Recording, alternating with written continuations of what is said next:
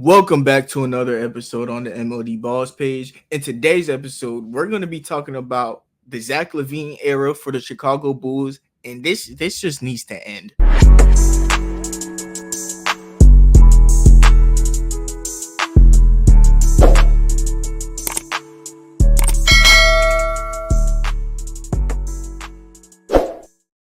All right, so we're going to be talking about the Zach Lavine era for the Chicago Bulls, which has been a prolonged era. And this is a video I've been thinking about, or I have been working on for the past year. I have every single move that the Chicago Bulls have done ever since they acquired Zach Lavine. And this goes to show you how to not build a team around a player, how to not build a just if you want to understand how to see a team doing things that they shouldn't do, just listen to this video and get your popcorn ready because we're about to hear a lot of bad things going on, just a lot of bad things. But the start of the Zach Lavine era was the end of the Jimmy Butler era. Jimmy Butler requested a trade. They ended up moving Jimmy Butler for Zach Lavine, Chris Dunn, Larry Markkinen, which was pick 7, and they got a star player in Zach Lavine who was coming off of an ACL tear, which was pretty risky because, like I said, he was coming off an ACL tear. And they got Jordan Bell, but they sent him to the Golden State Warriors for salary relief. It was $3.5 million. And then Jordan Bell, he was a pretty decent player for like a year or two, but maybe if he would have gotten more opportunity on the Chicago Bulls team, he would have been a good player, like a team like the Chicago Bulls who were entering a rebuild. In hindsight, that wasn't that good of a trade. You getting salary relief for a young player, and then Jordan Bell ended up being something, but he wasn't that much, so we're not going to hold them too much for that. And then that same offseason, they would let go of Dwayne Wade through a buyout, and they let go of Rajon Rondo. Y'all, I know y'all remember that Chicago Bulls team with D Wade, Rondo, Jimmy. That was a nice team. And then Rondo, honestly, if he would have stayed healthy, boy, they could have won around. I do think that, but that ain't happened.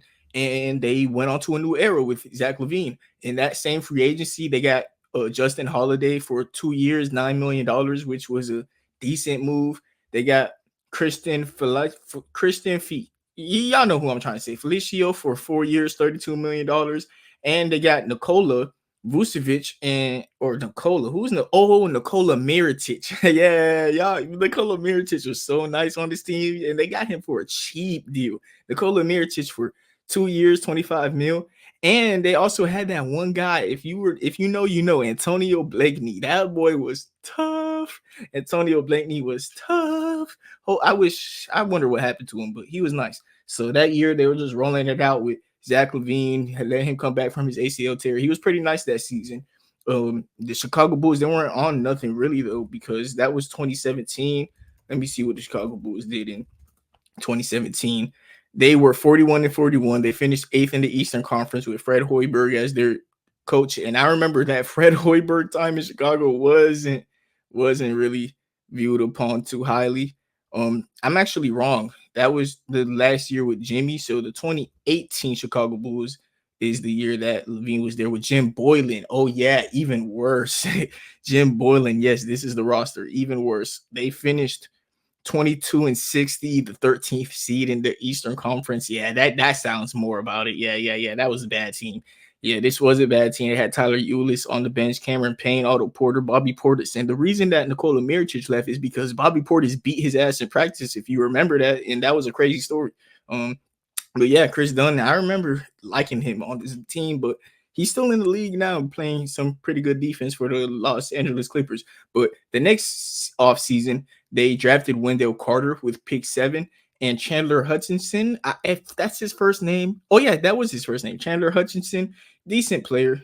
Wendell Carter's a great player, still in the league. And yeah, that was a pretty decent draft pick by them, but he wasn't willing to play. He wanted to be a power forward, I believe. He's a center now on the Orlando Magic, but I do think that's the reason why he ended up not wanting to be a Chicago Bull, because of his desire to play the power forward position. And then they ended up trading him for somebody which we're going to talk about in a little bit.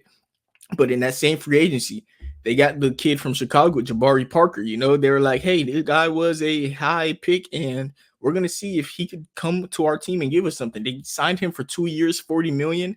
I wonder I think there was a team option on that second year, but this stuff was so long ago. And if I'm right about that, just leave a like, comment, subscribe if you're a Bulls fan, because that means I know ball. But I do think there was a team option in the back of that deal, but it was a 240 and a 2 year, $40 million deal. And Jabari Parker, that's not that bad of a signing that they did. I understand he was the second overall or third overall pick. He was a top three pick, and he was a good player. It just injuries, it's sometimes unfortunate. So they wanted to take a risk on him. And then the big thing that happened that offseason was they matched the Zach Lavine offer. The Sacramento Kings, they tried to steal Zach Lavine from them with a 4 year, $80 million deal, which back then was a max contract, which is funny looking at how a max contract was in 2018. But yeah, coming off of his rookie year, coming off of his rookie contract, I should say, a max contract was 4 years, $80 million, and the Chicago Bulls, they ain't hesitate to match it from the Kings. And yeah, they ended up coming back with Zach Lavine because that's the guy you traded Jimmy Butler for. And that season, they just played it out. Another not good season for the Chicago Bulls, and they just kept going. This draft though, they got Kobe White, which hey, Kobe White has been tough. Kobe White was a runner-up for most improved player this season after they finally stopped playing Zach Lavine. And Kobe White looks like he's going to be the guy who y'all want to give the keys to, which isn't that crazy of an idea. He, like I said, runner-up for most improved player, combo guard, 6'5", great shooter. He brings up the light in that locker room. He's a very positive person. I remember when his teammate Cameron Johnson got drafted. Everybody remembers that. That boy was so happy, boy. He also looked like he was on another planet. But yeah, my boy, my boy Kobe White has been amazing. And they also got Daniel Gafford in that draft, I believe. But Chicago Bulls, they be hitting all these second round picks and just let them go. It's kind of funny, but yeah, Daniel Gafford was a cool pick. And the next offseason, or in this same offseason, where they really, really, really messed up, is they try to buy in on the roster a little bit. They extended Jim Boyle, who had no respect in that locker room. They got Thomas Satoransky, who I remember back then. Thomas Satoransky was a guy who I liked, but on the Chicago Bulls, he wasn't like the best fit, but he was a good guard for them. 3 years, $30 million, not that terrible of a contract. And they also got Thaddeus Young for 3 years, 40 mil, which I never really liked that for them. He's a good player, but Thaddeus Young is a guy who should be going to contending teams. The Chicago Bulls, they kept fighting their hardest to be a middle of the pack team, and they were a middle of the pack team. It's the same thing. They go and be a middle of the pack team and do nothing. That year was the COVID draft where they got Patrick Williams with pick 4. Like they ended up landing pick 4 in a draft that nobody knew what to do because of the COVID stuff. It kind of made the draft process hard. So I didn't even know who Patrick Williams was. I just saw he was drafted pick number 4 and like, whatever, I'll just see him when I see him. That's really it that they did in that draft. They ended up getting Denzel Valentine in free agency. I remember for some reason, I love Denzel Valentine. I think in Michigan State or Michigan. I think he played for one of those teams. He for sure did, right? But yeah, Denzel. I was trying to see what team he played for, and I typed in Denzel Washington. Yeah, yeah, I'm chopped. Denzel Valentine was a good college player, I believe. That's why I was so high on him. But he ended up going to the league, and yeah, he was pretty mid. Yeah, Michigan State. Yeah, Denzel Valentine had to be like a great player in Michigan State. I'm not even going to look into it too much, but Noah Vonleh, another guy who he should be going to a contending team and being there, like they're trying to be a needle threader on a contending team, but like the Chicago Bulls just kept giving these guys the money to convince them to come to Chicago instead and just do nothing. Garrett Temple, another guy, should be going to a contending team, but this team was just fighting and fighting and fighting to be a middle of the pack team. They fought to be a middle of the pack team so much that trade deadline, they ended up packaging Wendell Carter, Otto Porter, and 2 first-round picks that turned into Franz Wagner and Jet Howard for Nikola Vucevic and Amino Okafor, or Alfariq Amino. Yes, Alfariq Amino. So, like I said, that trade was Wendell Carter, who is a nice young center, Otto Porter, who's, he's Otto Porter, Franz Wagner, who's going to be one of the best co-stars for the next generation, Jet Howard, who has been a good scorer, but we haven't seen him in the NBA. We don't even know what he's capable of yet. for Nikola Vucevic, who's been an absolute bust on this team, and Alfred Camino. That Nikola Vucevic year where he averaged 40% from three, the Orlando Magic knew to trade him immediately after that. Like Nikola Vucevic wasn't no shooter like that, but Chicago Bulls just bought into him, and he wasn't even a good defender and never has been a good defender. And you're adding that next to Zach Lavine, who you want to be your number one option. Like, even at the time, I hated that move. I didn't see nothing nothing from it. But the Chicago Bulls just keep fighting and fighting and fighting to be a middle of the pack team, which, y'all, being a middle of the pack team is the worst place to be in the NBA. It's NBA purgatory.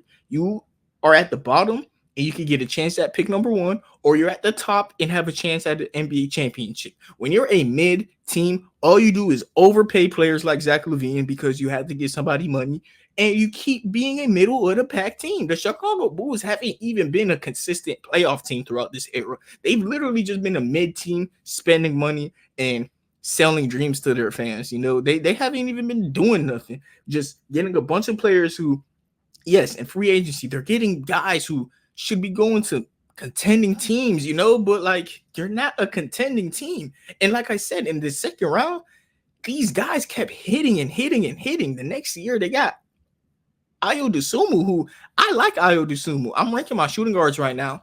Ayo Dosunmu is ranked higher than I thought he would have been. Y'all gonna see that video is gonna come out this week. Ayo Dosunmu's not that bad, man. Ayo Dosunmu's not that bad. And that free agency after they drafted Ayo Dosunmu, them boys, I ain't gonna lie, them boys kind of turned up. They ended up getting Lonzo Ball for 4 years, 85 mil from the New Orleans Pelicans. That was a signing trade off the top of my head. I remember it was Tomas Satoransky, actually. Tomas Satoransky and a couple second round picks for Lonzo Ball. Then they had the rights to give him 4 years, 85 mil, which unfortunately has gone bad because of injuries. They ended up getting Alex Caruso from the Lakers for 4 years, 37 mil. And if you remember, that was the offseason that Kawhi Leonard was gaslighting the Lakers. I think that was the offseason where the Lakers, they either chose Westbrook or were trying to pursue Kawhi instead of getting their core pieces back. And the Chicago Bulls took full advantage of that and signed Alex Caruso pretty quick for 4 years, 37 mil, which was a steal. Probably the best thing that the Chicago Bulls have ever done in their era was signing Alex Caruso to that deal. And they ended up getting DeMar DeRozan for 3 years, 85 mil, which also wasn't a bad move at all. Like that offseason, we kind of thought the Bulls was about to turn up, because I was like, okay, Lonzo, that was a perfect fit. You have a full court playmaker, because Lonzo Ball was never really a half court playmaker like that. But in the full court, I know y'all remember those touchdown passes from Lonzo, man. He was probably the best full court passer in the NBA. Like what Kevin Love does, Lonzo Ball was doing that at another level. And he was shooting about 8 or 9 threes a game. He was shooting like 7 to 9 threes on 40% while being a all NBA defender. Dude, that fits so well next to the Bulls, because they had two high flying dunkers with Zach Lavine, DeMar DeRozan. I can't even say two, because Alex Caruso is low-key a high flying dunker too, and so is Lonzo himself. But Lonzo was the one doing the passes, so he had 3 high-flying dunkers he could pass it to. And then in the half-court setting, Lonzo Ball was like a 3-and-D wing, because he was 6'6" and would just sit on the top of the key or in the corner and wait to shoot a three-pointer, and he was a 40% knockdown shooter. And then in the half-court, it was DeMar DeRozan or Zach Lavine cooking. And that was a real good team. It made sense. Everything stuck together, and Lonzo Ball was the glue, Great rebounder, great passer. Not that good of a scorer, but you have 2 elite scorers next to him, and he's willing to play off ball. It was a perfect thing. And then you have Alex Caruso, another all-NBA defender. We see what Alex Caruso is on defense. We see what he is on the half-court side of the ball. He just sits there, waits to shoot his threes, 40%, knockdown shooter. That was an amazing thing for the Bulls. I'm not going to lie. DeMar DeRozan was a pretty nice signing too. It would have looked even better if Lonzo Ball stayed, but unfortunately, things happened the way that they did instead of the way that we want. And that Lonzo Ball signing wasn't good. Actually, I don't want to say it wasn't good, but his type thing. But Lonzo Ball was a pretty good process by them. It's just unlucky. I'll say that. They ended up moving Larry Markkinen, though, who they weren't willing to pay 4 years, 67 mil. They signed and traded him to the Cavaliers for a second round pick, Derrick Jones Jr., and a Portland lottery protected pick. And the thing about it is that Portland pick, it ended up in the lottery, so it didn't even convey. They got Derrick Jones Jr. and second round picks for Lowry marketing because they weren't willing to pay him. That's tough. That's tough. That's tough, man. And then what? The Cleveland Cavaliers ended up flipping Lowry marketing for Donovan Mitchell. So if you look at it for the Cleveland Cavaliers, they basically got Donovan Mitchell for a second round pick and Derrick Jones Jr. because the Chicago Bulls weren't willing to pay Lowry marketing. That's crazy. Either way, Garrett Temple, Thomas Satoransky, and the second round pick was the Lonzo Ball signed and traded. Yes, I did say Thomas Satoransky in a couple second rounds, but it also had Garrett Temple in it. And then the DeMar DeRozan sign and trade was a 2 second round picks, Alfred Camino, Thaddeus Young, and a protected 2025 first round pick from the Chicago Bulls, which it wasn't that bad because DeMar, he did end up having his best year on the Chicago Bulls. DeMar DeRozan is going to be somebody who, as much as Chicago Bulls fans knew y'all weren't going anywhere with him, he was fun to watch for a little bit, especially when Lonzo Ball was there. And in that next draft, they ended up getting Dalen Terry, not a bad player, somebody who I still think they should, just be cool with keeping him around. And then they signed Andre Drummond and Goran Dragic, a team that kept just trying to win, And you understand it because that was the first year Lonzo was hurt. They ended up thinking, Lonzo's going to be back. Andre Drummond is a great backup center. Any team that ever gets Andre Drummond as a backup center, you are solidified at backup center. Like going into next season, the Philadelphia 76ers are solidified at backup center. I was watching the Chicago Bulls versus the Pistons 2 weeks ago. I'm just watching Andre Drummond like, yo, this guy is so much better than Nikola Vucevic. And I'm pretty sure fans of the Chicago Bulls could go out right and just agree with me, man. that boy Andre Drummond is nice. 20 rebounds sometimes, dude. He's nice. Not the best defender, but great rebounder, pretty aggressive near the basket, and he's just better than Nikola Vucevic right now. I think he really is. In that 23 draft, did they draft anyone? I don't know if the Chicago Bulls had their pick in the 2023 NBA draft. No, was that the Jet Howard pick, I believe. So, dude, that's tough. Being a bad team, not having your picks, the Chicago Bulls, they're just at purgatory, man. They're just playing to sell tickets, and it's not a good place to be when you are building a franchise. They're just in a black hole with nowhere to go, They ended up getting Javon Carter. Yeah, Javon Carter and Torrey Craig. Javon Carter, in my opinion, he's a guy who we're going to talk about in a little bit. They should trade him to a contender. So Torrey Craig, those are two guys who they are good players on a contending team, though. On the Chicago Bulls team, they have no purpose at all. Like the Chicago Bulls just keep getting players who have no purpose on being around there for the long haul. They just getting guys for fun, like, just here for one night type things. But this offseason is the first offseason where the Chicago Bulls have finally, they're letting go. They're letting go. And I'm so proud of them. And I think that they're having one of the better off seasons this year. A lot of people don't agree with me. We talked about it on Up the Score Show. Shout out to Up the Score Show, a podcast I'm a part of. And we talked about the Chicago Bulls offseason. I understand they haven't gotten the amount of value that they deserve for some of these players like DeMar DeRozan. But dude, they're at least letting go. They're buying in on the suck. They got their first round picks now, and they're just like, hey, we're not a good team. Like I said, this 2025 first round pick, it is lottery protected from that DeMar DeRozan trade. If they didn't get if their pick is, or it's top 10 protected, I believe. So even like Harder, they have to be a bad team this year. And it's not something that they could afford losing their pick for a year of DeMar DeRozan just cooking, That's why they were willing not to get a first-round pick back in that DeMar DeRozan trade. The first-round pick that they're going to get back is that protected pick that they gave the Spurs, So, hey, Chicago Bulls, I'm proud of y'all that you were willing to bite that bullet. You were willing to bite the bullet and trade Alex Caruso. I don't like the amount of value they got for Alex Caruso. I don't like Josh Giddey that much because Josh Giddey, this could possibly be his last year in the NBA, While Alex Caruso, we know he's a good player. But Josh Giddey, at least they're taking a swing. It's kind of like the Jabari Parker thing.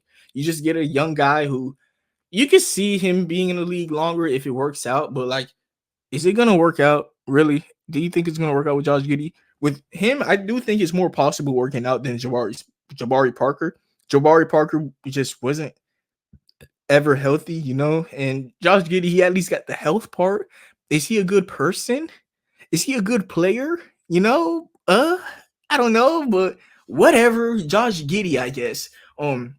Either way, they signed Jalen Smith this offseason for 3 years, 27 mil, which I love that signing. He is a backup center who, bro, is he a backup center? You could just put Nikola Vucevic on as a backup center. If I'm the Chicago Bulls, I'm trying to piss off Nikola Vucevic.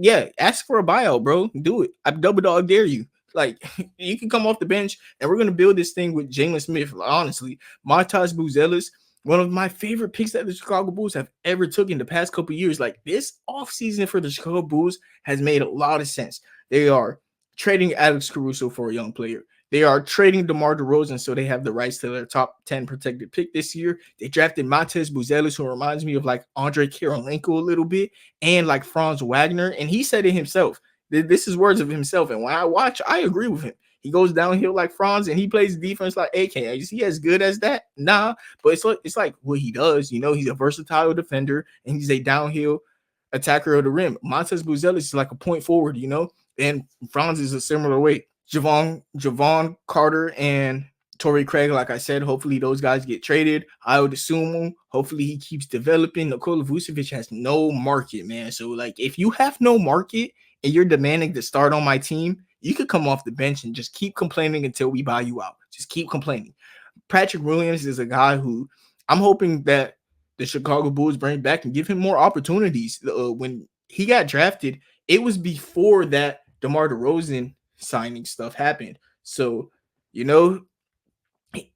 wasn't planned to have the role that he did, but having DeMar DeRozan totally changes that, So hopefully Patrick Williams could now go and show us what he is. A lot of people say Kawhi Leonard, I don't see it. But like I said, at least you're going to give him the opportunity now, Zach Lavine, I don't know what you trade him for, but you just trade him for anything, just whatever package is on the deal, you're going to take the best one and just move on from Zach Lavine. Kobe White, like I said, as soon as you moved on from Zach Lavine and Kobe White got to get the usage rate a little bit higher, you've seen what he's capable of, and I don't see why you're going to stop it. There's no reason to stop it. Their head coach now is, I believe, Billy Donovan.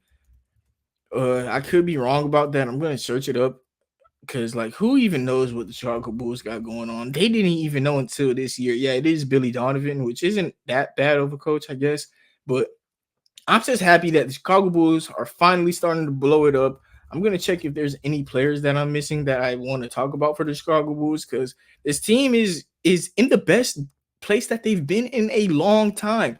Did they get a lot of assets back? No, they didn't. But those assets, we all could agree, were at their lowest. They sold at a low because of how much of a desire they had to get a top 10 pick in this next draft class. If they ended up trading DeMar DeRozan for a bag of chips and land Cooper Flag, dude, they did the right thing. Even if they don't get Cooper Flag, I still think they did the right thing. I'm proud of the Chicago Bulls. Zach Lavine era is coming to an end. And dude, this era just been so mid. Yeah, hopefully you guys like this video. And to be honest, I'm looking at this depth chart, trying to build a starting lineup for next season.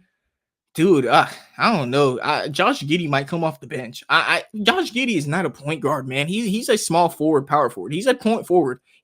Honestly, Josh Giddey's a 1 through 4. I think that's why he should come off the bench, just because of how versatile he is, and he can play any position because he doesn't really have a role in the NBA. That's why he could play the 1 through 4.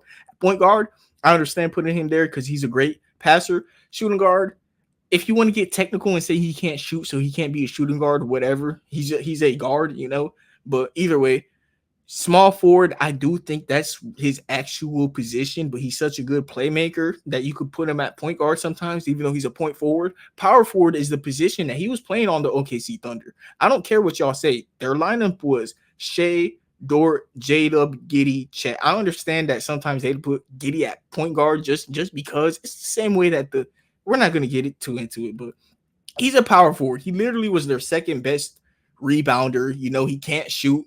He plays at the basket on both ends of the court. Josh Giddey's a power forward, all right? And at power forward, I'd rather put Montas Buzelis or Patrick Williams. I want those guys to be getting the starting minutes at forward instead of Josh Giddey. And then at the guard position, I got Kobe White, who he's going to get one of those spots. And I don't want Josh Giddey running my offense. I want Montez Buzelis, like I said, being that point forward that he is. And I want Kobe White being the playmaker and the shooter that he is. Would Josh Giddey fit well next to that? Yeah, but so would Ayo Dosunmu. You know, of course he's going to fit well next to that. Those guys are good players. Not you are not Josh Giddey. So we're going to put me personally, Ayo Dosunmu at shooting guard. I'd have Kobe White, Ayo Dosunmu, Patrick Williams, Montez Buzelis, Jalen Smith, and off the bench I'd have Josh Giddey. You know, and he could just cook off the bench with whatever's around him, spacing Jalen Smith, right? You have Josh Giddey and Jalen Smith come off, or actually Jalen Smith has started. Josh Giddey, Nikola Vucevic, and bro, you just lose games. You lose games. You see what you got in Josh Giddey. You see what you got in Ayo Dosunmu. You see what you got in Patrick Williams. This is the best thing that the Chicago Bulls have ever done by letting go of all of these players, and I'm happy for them. The Zach Lavine era is finally done. Maybe that shooting guard position that I'm looking at, like, what do you do there? Maybe they could insert Kobe White at shooting guard. Like I said, he's a combo guard. So maybe they get, I don't know. I don't know what you get for Zach Lavine, but no matter what you do, at least try to get picks. I don't know how many picks you're going to get, but try to get picks. Try to get a young player. Try to get just youthful assets and just lose games. That's what they've been doing. Good job by you, Chicago Bulls. They haven't even drafted that bad. It's really just been them not going in the right direction. And now they're going into the right direction, and they're a team that haven't been picking that bad. So you got your picks, you got your direction. Now get Zach Lavine up out of here. Let Nikola Vucevic cry that you're bringing him off the bench and he wants to buy out.